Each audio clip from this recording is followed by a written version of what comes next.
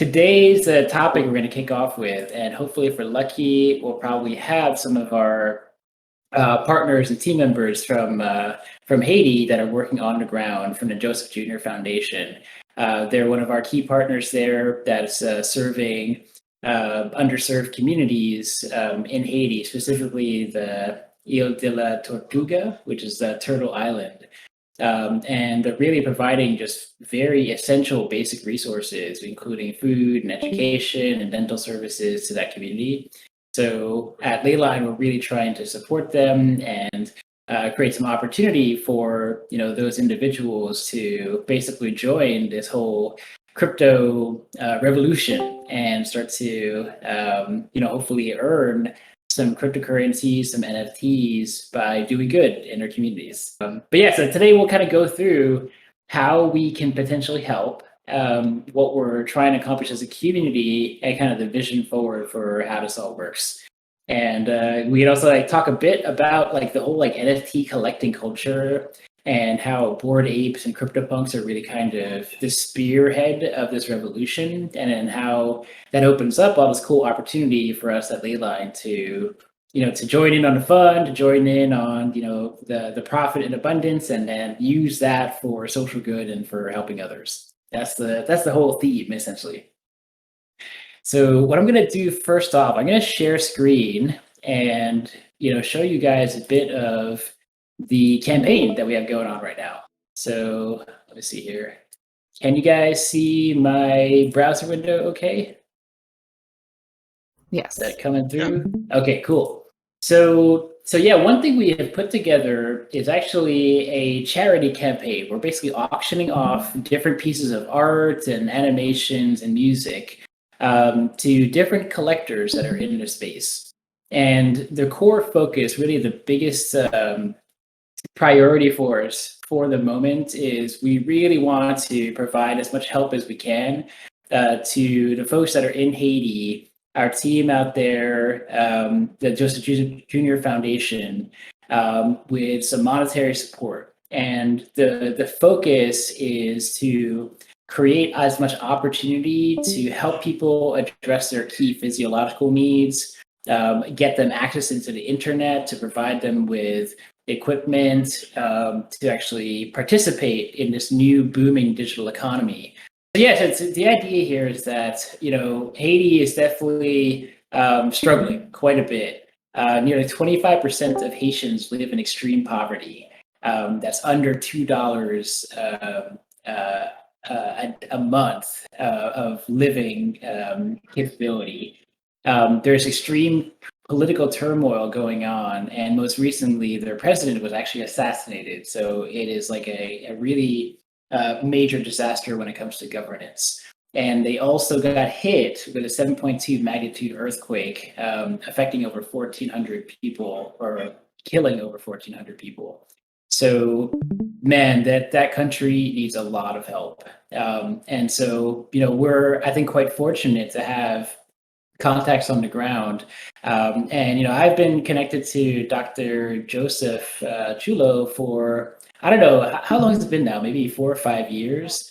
Thanks to some of the volunteer work I was doing with a dental kids nonprofit organization. And so we've always been in contact. And when I launched Leyline as a nonprofit, it ended up being a nice fit where we could actually work together. So one of the key things you need to do is the very basics for most NGOs are that, one, you just need to do basic fundraising. You need money in order to provide, services and goods to the people that are in need. So our big campaign that we're running is basically a derivative artworks auction. So there's something interesting about the Bored Ape Yacht Club. So this project itself is basically 10,000 unique NFT avatars that are on the blockchain. And what's interesting is that, people are collecting these avatars to basically claim them as their own, to use them in the metaverse, to use them on Twitter and Clubhouse, and eventually on Sandbox, Crypto Voxels, all of these different open worlds. But what is unique about when you own an actual Bored Ape NFT, you have the license, you have the rights to create derivative artwork. So you can sell your likeness as an ape on any different kind of merchandise or different artwork. So if I wanted to print a t-shirt, for example, with my Bored Ape, I have the rights to monetize off of that. So since I own a Bored Ape currently, what we're doing is I'm opening up the license to use my Bored Ape for artists to create different versions of this art piece, to create different music, and for us to auction it off and make money off of it. And what we're going to do with that money is donate it to the Joseph Jr. Foundation as well as to Leyline to, one, immediately help out the team and operations that are helping people, but two, through Leyline, create a sustainable passive income through volunteering and through participating on the platform. So yeah, that's a big focus for what we're trying to do with this particular campaign. So, what I'm personally doing, aside from, letting people create all this different artwork, is actually trying to communicate and to go out there and spread the message to the Bored Apes community, to the NFT collectors community across Twitter, across Clubhouse, and then in our Discord servers, and basically saying, hey guys, here's an opportunity. Here's a bunch of cool artwork that some really amazing artists have put together, for this campaign, and please support us, because not only can you own this cool artwork and make a bid on it, but you can actually really make a difference in the world and help people that are truly in need for it. So yeah, that's essentially the gist of the campaign here. So if anyone's interested in seeing all the details, the link to the actual page, I'll post it on our live AMA channel, our chat. The collection itself is in our, it's actually as part of our OpenSea charity collection, which is an approved collection. I think we have a specific sub collection as well, right, Paco? Yes, yeah. You can see it actually. Just if you let me share with you the link directly on Slack, because I'm that lazy. Okay. Just a second. I think this is probably the one. That's the Yep, one. there it is. All right. Yeah, so I'll just post it right onto our live AMA chat as well. So yeah, we focus on trying to be as transparent as possible. So literally all the details here are in place, and we're very clear as well in terms of how we're splitting the proceeds. So one of the approaches that we take here is that we also really want to continue to celebrate and lift up artists themselves, who are often kind of neglected in the digital world because people could just copy and paste their artwork. So aside from having 40% go to the Joseph Jr. Foundation and their community, we'll actually make sure to split 30% to the original artist and creator of the work itself. So that way, it's always, we're trying to take this approach where everybody wins in this ecosystem. It's not about one particular person getting all of the funding. It's really about sharing the revenue to every stakeholder in the ecosystem. And in doing so, it gives us all this incentive to kind of continue giving back and in reinvesting in our community NFTs and the platform and supporting artists overall. And I think that's a beautiful thing, and it's the reason why Bored Apes as a project itself has become so popular, is because people are really just reinvesting in each other and the community. And I think that's the way the future should be, where we're creating all this abundance and the value of our NFTs and our art assets continues to grow because we're actually supporting each other and not just keeping the money to ourselves. And I think the same analogy goes in kind of the Axie Infinity world and the play to earn gaming, where the developers are not keeping all the money to themselves. They're giving the ownership to the players and to the people. And then because the people have ownership in the game, they're more incentivized to continue supporting it and spending within the platform and supporting the rest of their community. So that's a general philosophy of how all this stuff works. And so if you're interested in seeing what the original Bored Apes collection looks like, you can actually find it on OpenSea under Bored Ape. Oops, not Bored Ape. Bored Ape Yacht Club. And you can see it's really interesting, like the level of volume being traded here. So floor price actually means the very bottom, lowest price that you'll be spending on average to buy one Bored Ape. And so Ethereum right now, I don't know what the price point is exactly currently. Let me look up here.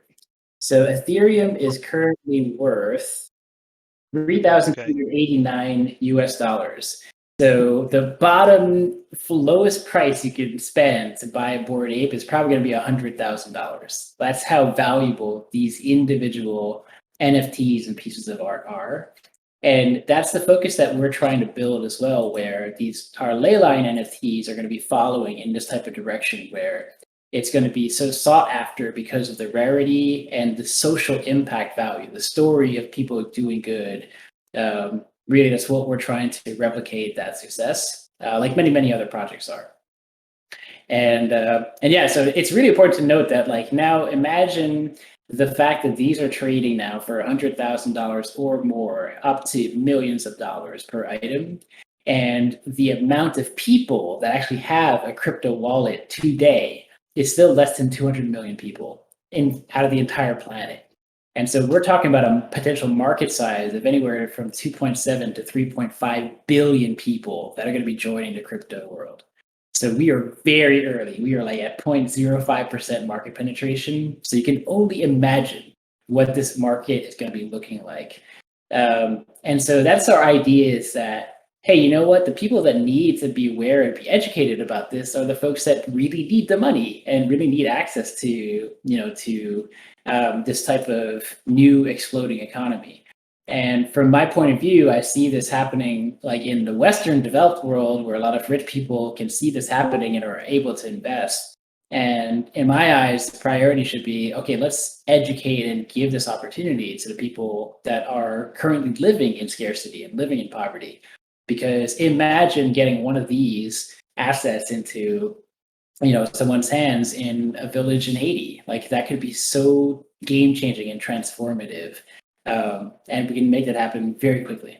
So that's really the focus, like what we're trying to build here as a community. So yeah, that's the main thing I have to share. And I'd love to open up for any questions. But I did have a question. Could you very quickly kind of run through the new user process experience? Let's say that somebody's never been to OpenSea, but they do have Bitcoin.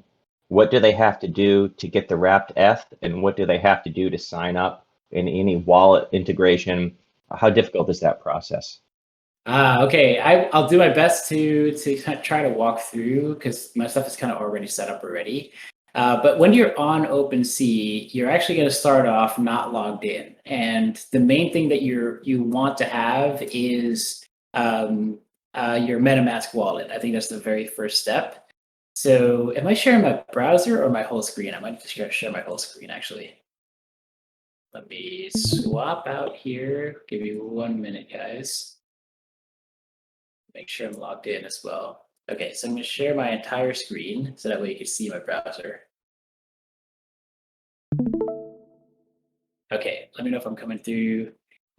So one thing that you should make sure you have installed in your web browser, and you must be using either Chrome or Brave as a browser, is MetaMask. So first thing you should do is just go ahead and search for MetaMask in whatever search engine you'd like to use, and go ahead and click through, and it's basically installing a web extension for Chrome, Brave. Oh, it looks like you use Edge as well, and Firefox. So you can go ahead and install that. Once you've installed it, you can actually now log in, and this is basically going to act as your crypto wallet, where you can store specific cryptocurrencies, you can send them, you can also hold your NFTs on specific blockchains. So once you've got it installed, it's basically going to show up here on your tray, and you click on it, and you can see you can connect to various blockchain networks. So one of the biggest ones is Ethereum. So that's where the current auction is being, our current auction is being held on, the Ethereum mainnet. And so once you have MetaMask installed, make sure you're saving your password and make sure you save your seed phrase. It's very important to keep that protected and never give it away. I also highly recommend making sure you have a password manager, so that way you're keeping your passwords safe and protected and encrypted. Don't write them down in a text file because bad guys can get that very easily. But once you have MetaMask installed, then you go to OpenSea. And at OpenSea, you're going to want to log in with your wallet. So you can actually go here at the top right and choose my wallet or my profile and then log in. So you can sign in with a number of different wallets. So MetaMask is by far probably the most popular browser wallet out there. But you can see other wallets as well, including Kaikis, which we also are supporting because we are minting our NFTs on Clayton and Claycoins. But for now, you can sign in with your MetaMask wallet. So you go ahead and do that. Once you sign in, it actually creates your profile for you. So this is actually my profile. And you can see the NFTs that I have actually collected. Every NFT that you have in your wallet actually shows up here right in your profile. And from here, you can already choose to sell whatever item that you want. So at the same time, people can see your particular NFTs that are in a collection and also place a bid on it. So you can see my Bored Ape here as well. Like, it's living in my MetaMask wallet. And so people are actually making their own bids and offers on my ape. And these are really quite low, so I'm totally not going to accept those. So yeah, once you're logged in, now you have the ability to browse through different auctions and then place your own bid and purchase whatever it is you want. So this is actually this one is an ape made by one of our volunteers, Antoine, who's an amazing individual here. And so once you've done that, you can actually go ahead and place your bid and accept over here. So what's interesting is that there are different currencies that you can potentially pay for specific auctions. The auctions that we're doing, you're going to be paying in WETH, which stands for Wrapped Ethereum. So Ethereum is like the main blockchain and Ether is the main cryptocurrency. But when it comes to making auctions in OpenSea, there's a concept of a wrapped coin, which it's like, I don't know how to even describe it. But basically, like, it is the same value as Ethereum, but it is wrapped in a different smart contract to enable cheaper transactions. Because every time you're spending and transacting on Ethereum, you have to pay gas fees, and gas fees are extremely high right now. So this is why we are not building on Ethereum. We're actually building on Clayton and Polygon and Koi, because the fees on Ethereum are just like insane. There are plans for Ethereum to upgrade to 2.0, or they're shifting to proof of stake and sharding, which will dramatically bring down those costs. But currently, it's just really not built to scale. So as we are minting our NFTs and eventually going into our auctions, we're going to be shifting over to using and hopefully, crossing fingers, Ethereum does flip over to proof of stake and becomes more scalable. But it's probably going to happen, I'm guessing, mid to late next year. That's my take right now. Yeah, summer at the earliest, I've read. Yeah. So Are they even at 1.5 yet? Officially? I don't know. I haven't closely paid attention to their exact. Weirdly enough, this does not seem to be swapping. It's still pending. But either way, maybe I won't finish this entire transaction. But that's it. For the most part, it's going to. Oh, perfect. It's going to walk you through this process. So now I have the Ethereum wrapped to WETH, and kabam! I have now submitted my bid. So what happens when you place the bid? The actual seller has the opportunity to accept the bid, to counter it, or to wait, because since it is an auction, we're still seeing who else is interested in making a purchase. So let's see if somebody actually outbids me on this and decides to spend more than $33 on this particular NFT. So, But you won't see your second gas fee until it's accepted, correct? yes, that's correct. So yeah, that's the way it works. It's fairly straightforward. And I think once you've gone through that for the first time, then you understand that use case of you can basically now log into any other marketplace that supports MetaMask, and your purchasing flow is very much the same, where you have your MetaMask wallet balance, and then you're using that to sign in, to create an account on the platform, and then to use your cryptocurrencies to purchase these different NFTs and assets. And this can apply to anything. It's also the same mechanism to stake coins on certain platforms. So for example, now we are actually, so MetaMask is what you use to store your ECTA coins. And you can log in to the ECTA staking website and then use that to stake your coins and earn more and more coins as a result, and watch the value grow over time. So yeah, it's hopefully this is helpful for everybody to get introduced to wallets and making your first purchases. And hopefully it becomes one of the Bored Ape derivatives off my ape. You start helping save people's lives. So that's the hope, at least.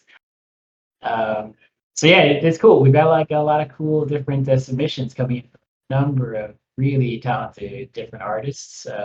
So hopefully, at the worst case, if you can't place a bid on here, if you don't mind just going into Twitter, following our Leyline account and resharing and posting and commenting, that would certainly help a lot, because at least that kind of buzz and energy will potentially capture the eye of other NFT collectors that do care about this stuff and would like to support. All right. Dr. Joseph, would you like to speak? You have to access to the microphone. You just... Oui, Joseph. Allô? Oui. Vous m'entendez maintenant? Oui, Oui. nickel. Oui. Alors, Parfaitement. ok, c'est très bien. Je suis content d'être avec vous ce soir. Je suis Joseph Junior. Allô? Allô, oui. Vous voulez Ok, que je je peux traduise en même temps? Comme vous voulez. Je peux continuer? Oui, est-ce que vous voulez parler en anglais ou vous voulez continuer en français? Comme vous voulez, Joseph. Je vais continuer en français. D'accord, dans ce cas-là, je vais traduire chaque fois si ça ne vous dérange pas, ok? Merci, c'est merci. Je vous en prie. Ok. Et je salue tous les amis présents ce soir sur le panel. He's greeting everyone who is present in this meeting. Je suis Joseph Junior. He's Joseph. C'est moi qui suis. Yeah, so actually, you know what's interesting is that here's challenge number one for us, which is how do we get consistent and robust internet out to the people of Haiti? So one of the first expenses that we have lined up is actually to purchase internet satellite connectivity for their community. So that's the first hypothesis, which is, okay, if we can get them some satellite internet that can allow them to set up, an open community hall where, dozens of people can come to use their Wi-Fi and get connectivity. So, we start at the very basic levels just to, get access and to provide that kind of opportunity. And that's certainly where, first chunk of the proceeds of this charity are going to go. Yeah, Martin, ideally it is Starlink, but for now, I don't know if they have, plus there's a huge waiting list for Starlink. So it'll probably start off with some old school satellite first, and then we'll continue to try and get the hottest and newest equipment whenever we can, as soon as we can. Ok, alors c'est moi, et comme je vous l'ai dit, c'est moi qui suis le fond. Oh no. Yeah. No way. Yeah. Damn it.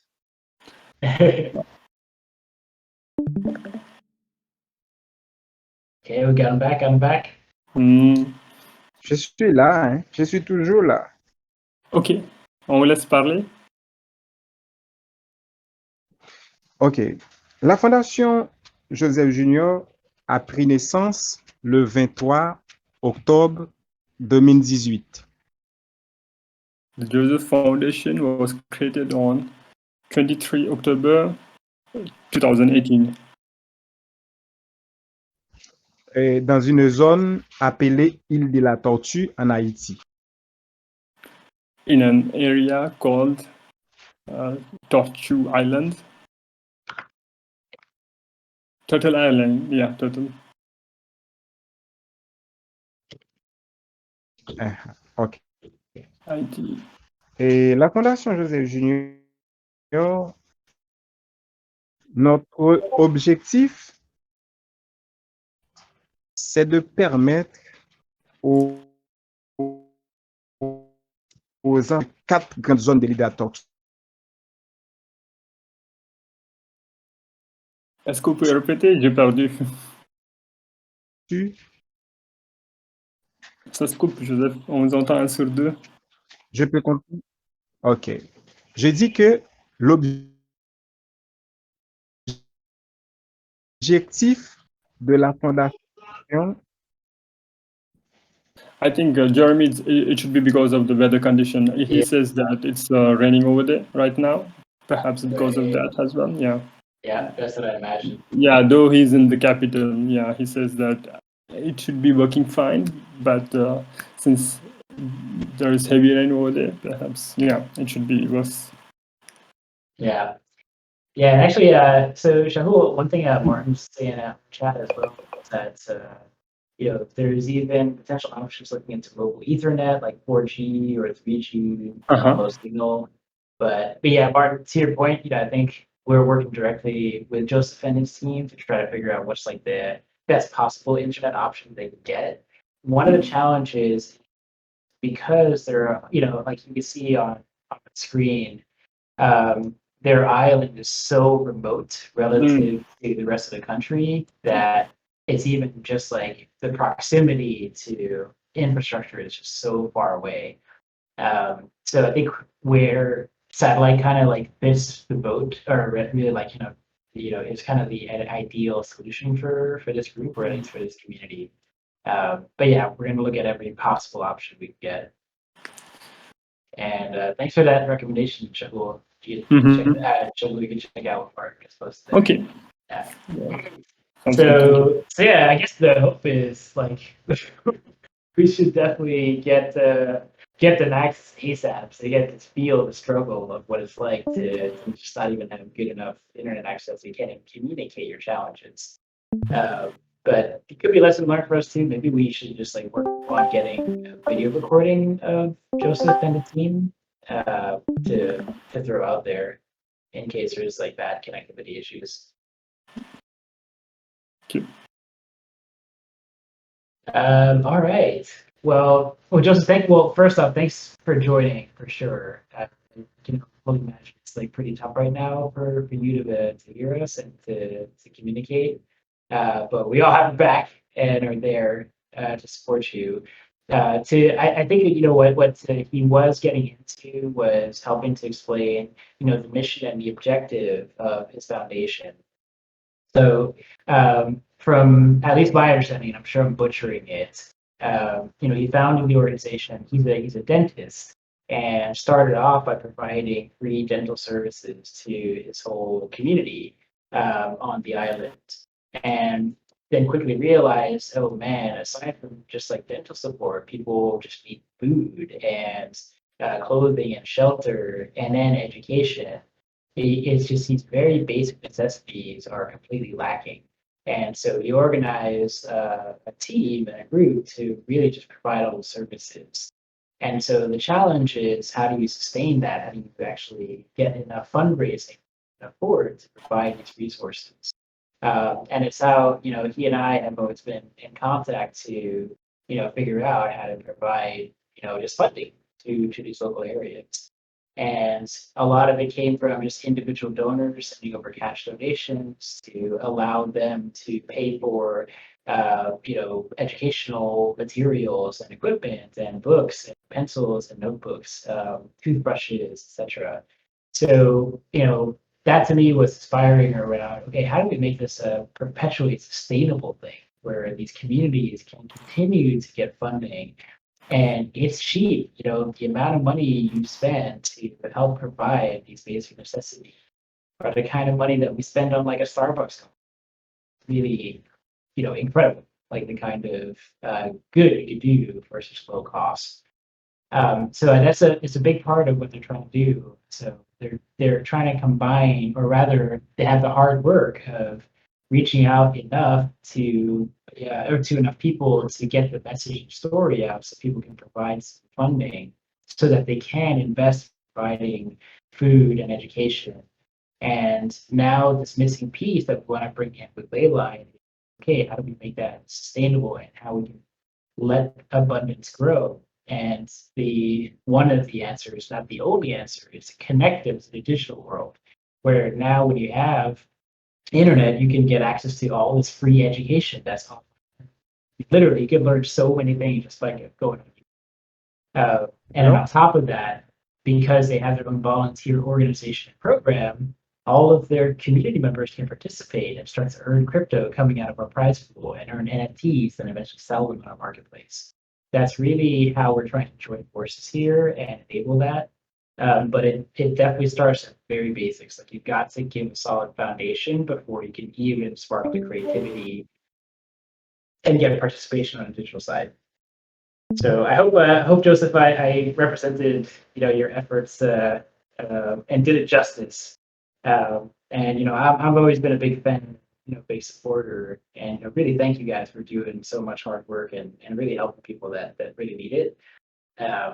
So yeah, let's start getting used to better internet. I think that's like step one, so that you can actually speak on your own behalf and do a better job. Martin, that's a good question. How far is the island to mainland area with Ethernet access? I don't know exactly. I think we'd have to ask Dr. Joseph. But I know he does travel between the island to Port-au-Prince quite regularly. But I'm not exactly sure how long the journey is. And I wouldn't hazard a guess out there because I'd probably be dead wrong and just make a fool out of myself. So yeah, anyway, let's open it up. Anybody have questions or comments? Would you like to type it into the chat or just open up your mic and blurt it out there? How many people are they helping? Yeah, I believe they are serving over 100 families, if I remember correctly. But the entire island is really their focus area. I wish, actually, Joseph, do you hear us? Like, can you let us know how many people you guys are supporting? But I know I looked it up on Wikipedia, and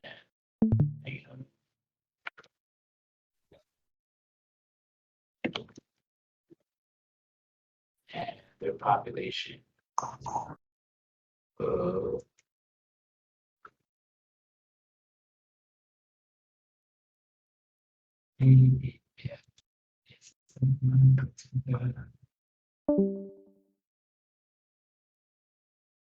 So their population is 25,000, or almost 26,000 people that are just on that island itself.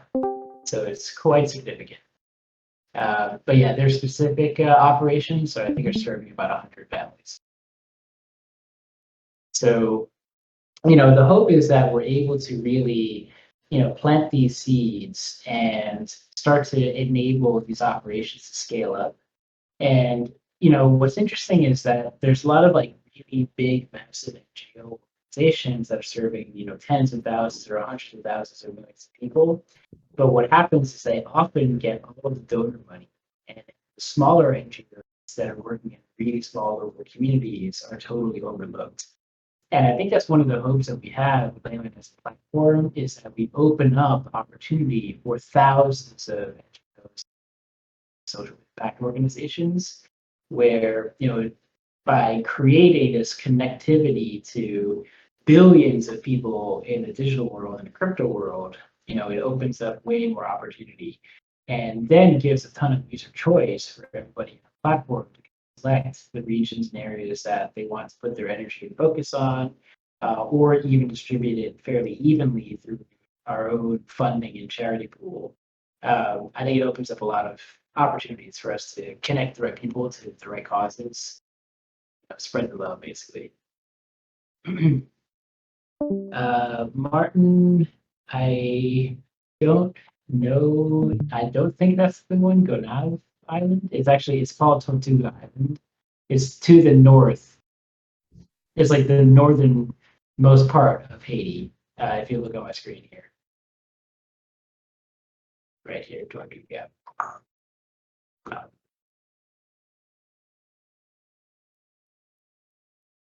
Alrighty. Any other questions?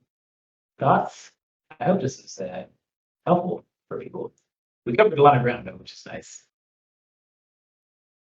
So yeah, if you can, if you can help us, definitely pop onto Twitter. Jamie, maybe if you can post the actual Twitter post that we have on the chat and share that, so that way people can help spread the word, put in a good word for us. That would be really lovely and wonderful to do. Well, I guess that's it. We could probably wrap it for today if no one else got any comments or questions. So, from the bottom of our heart, everybody, thank you so much for being here. Thanks so much for joining. Hope you enjoyed the NFT drop. Stay tuned. We're gonna keep this momentum going. This is the first of many ways that we can actually make a really big difference in the world, and turn this into a lot of fun as well. Like, as we keep evolving these types of events, we're going to start to gamify more and more of it, so it turns into competitions and collaboration, and you'll earn more and more stuff and level up your NFTs. That's really the direction we're taking this thing. So yeah, hope you enjoy being at the very beginning of this whole